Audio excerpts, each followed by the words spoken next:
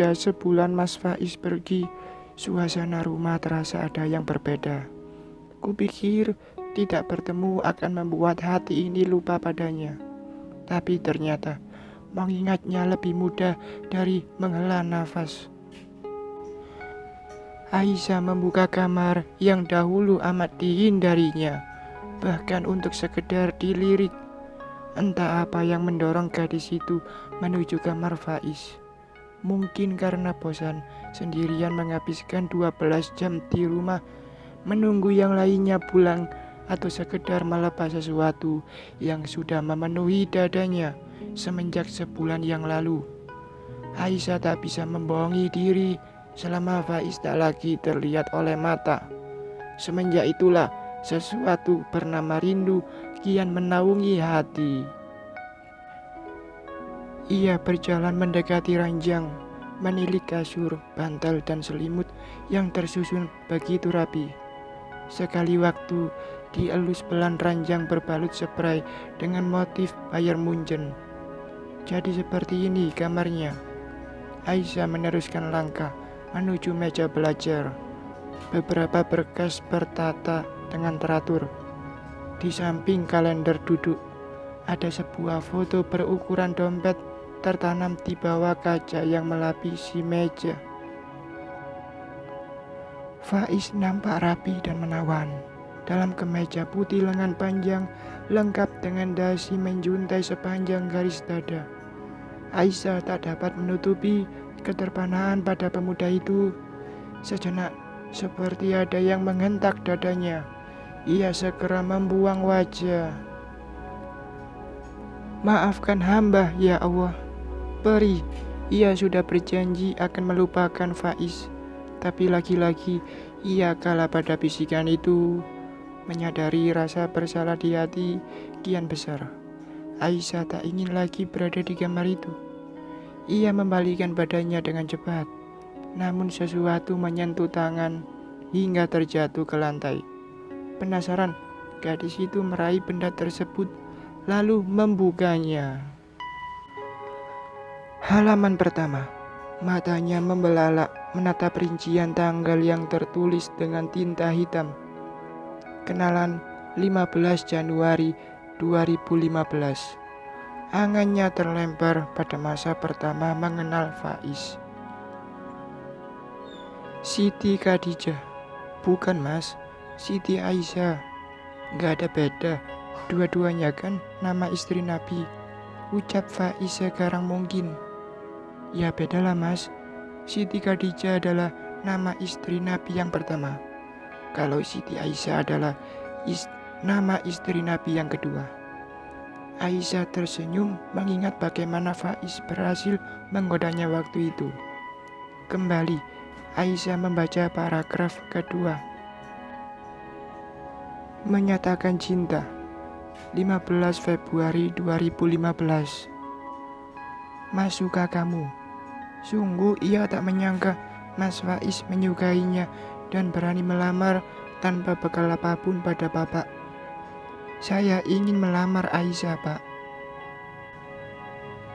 Dek, jantungnya berdegup kencang. Waktu itu entah apa yang bapak tak suka dari dirimu, Mas. Apa karena bapak trauma pada lelaki bersenjata? Karena setahu Aisyah dulu, bapak sampai harus pindah dari Aceh karena dituduh oleh aparat kepolisian sebagai salah satu penggerak gerakan Aceh Merdeka (GAM) di era pemerintahan Gus Dur. Ya Allah, jika mengingat semua itu, hatiku ingin menjerit kuat. Kembali Aisyah membaca paragraf terakhir.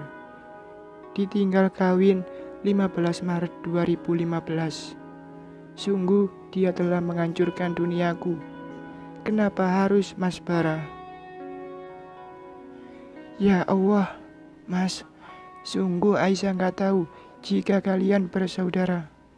Aisyah menghela nafas berat. Selintas terbesit pikiran begitu menyesal karena dahulu tak mampu bertahan pada lamaran Mas Faiz yang ditolak bapak. Padahal kenyataannya sekarang Faiz lah yang kelihatan benar-benar cinta Sedang Bara yang kini bergelar suami malah terus mengabaikannya tanpa sedikit pun menaruh simpati. Astagfirullah, maafkan Aisyah mas. Aisyah merasakan dadanya begitu sesak. Menarik nafas pun terasa tercekat di kerongkongan.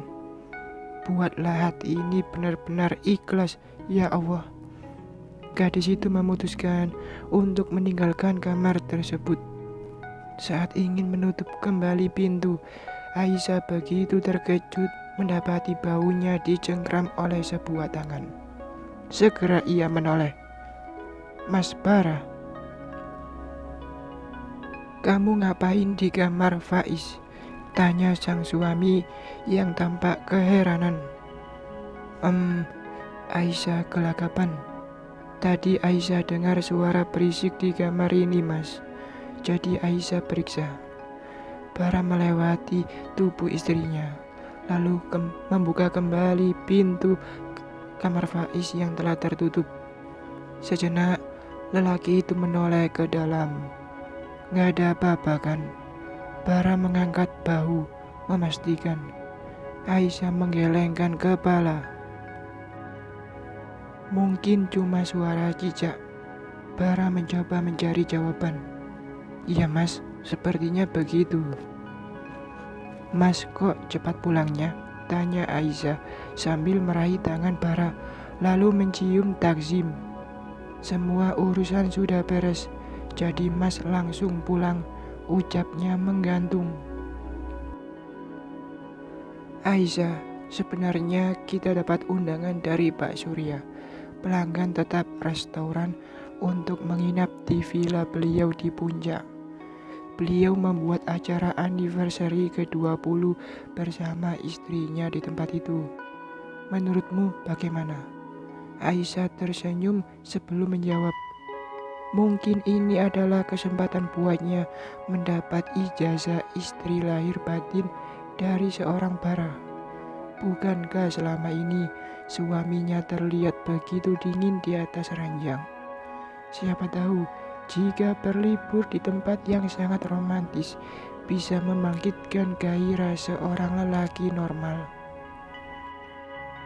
Hai, Bara menggerak-gerakkan tangan di depan wajah Aisyah.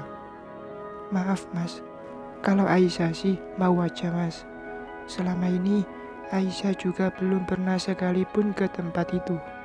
Pasti asik, serunya begitu bersemangat. Acaranya malam ini loh. Kalau begitu biar Aisyah siapkan terus pakaiannya, mas. Bara termangu menatap gadis di hadapannya. Tampak begitu bersemangat. Padahal tadi dia sempat berpikir ingin menolak. Tapi saat melihat keinginan yang menggebu di hati sang istri, rasanya tak tega jika membatalkan. Ya sudah, bersiaplah. Kita berangkat sehabis asar. Setelah melaksanakan sholat asar, mereka pun menuruni tangga hingga sampai di lantai 1. Mami yang tengah duduk di ruang TV nampak kaget melihat anak menantunya sudah siap dengan koper di tangan. Mau kemana sore-sore begini bawa koper, Bara? Keduanya berhenti melangkah. Aisyah segera mendekati Mami hendak menyalami. Kami mau ke Puncak, Mi. Nindi yang juga ada di ruang itu seketika bereaksi. Mau bulan madu mas? Telat amat. Hihi. Bara tak menggubris. Ia hanya melempar pandang pada bola coklat milik sang istrinya. Cie, cie. Nindi kembali menggoda. Sudah seharusnya Aisyah itu dibawa bulan madu, Bara. Dan seharusnya pun bukan ke Puncak, tapi keluar kota atau ke luar negeri.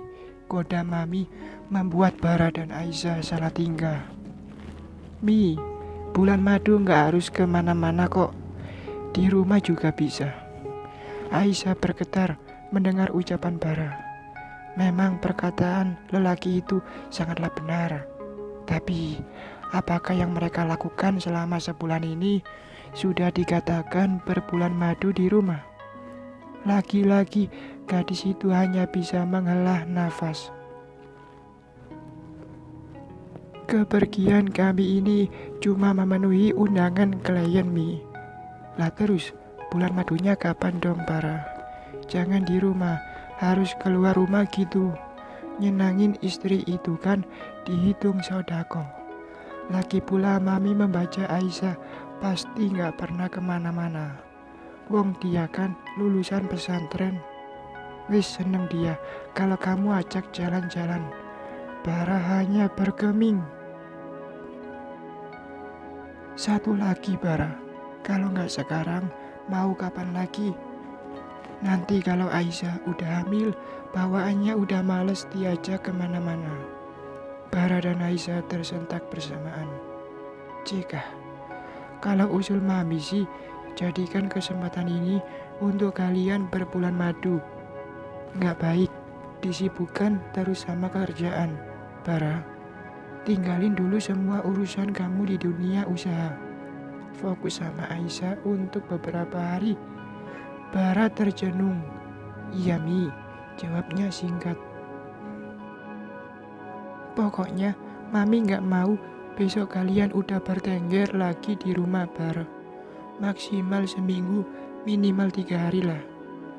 Bara kembali menoleh ke arah sang istri, yang juga ternyata sedang melempar pandang pada kedua matanya. Sejenak, ia menyunggingkan senyuman. Iya Mi, kami akan liburan selama beberapa hari. Dan setelah pulang liburan, Mami harap sudah ada kabar pasti tentang kehadiran calon cucu Mami ya Mas Bara. Seketika, lelaki itu berdehem untuk menutupi ketidakstabilan rasa ketika mendengar kata calon cucu keluar dari mulut maminya. Sedang Aisyah tampak menunduk malu. Meski sejujurnya, hal ini pula yang telah dipikirkan oleh hatinya sedari awal. Sekitar 10 menit mereka mendapat siraman nasihat dari sang ibu. Setelah melewati beberapa pertanyaan penutup, akhirnya keduanya diperbolehkan untuk meneruskan perjalanan. Kurang lebih 1 jam mereka sampai di kawasan Villa Arjuna Puncak Resort. Villa yang terdiri dari 2 lantai ini terletak di kawasan Sukanagali, Cipanas. Ada 4 kamar dengan 2 kamar mandi terdapat dalam satu villa. Bara mengira keluarga kecilnya akan menempati satu villa yang sama dengan keluarga besar Pak Surya yang sudah memiliki 4 buah hati. Ternyata mereka malah ditempatkan berdua saja dalam satu villa. Ayo masuk, ajak Bara pada Aisyah.